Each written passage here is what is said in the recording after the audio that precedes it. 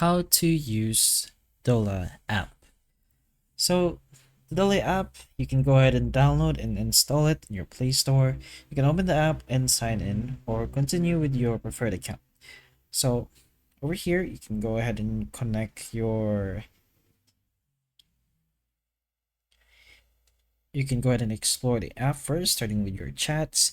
It's basically like an AI. It can help you with things like advice, recommendations. It's talking right now, but we can do that later on. You can even let it help you your homework if you like, but you could discover more things like more bots.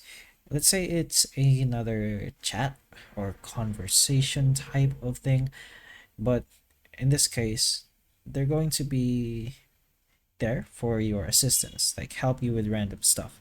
You even got Aristotle here. But anyways, you can create your own AI if you'd like. You can add a reference or a video. You have notifications and your profile. So don't forget to create an account so that you don't lose your data. But anyways, the main idea is to search for a specific bot you want to help you and assist you, but the main one is going to be Dola over here.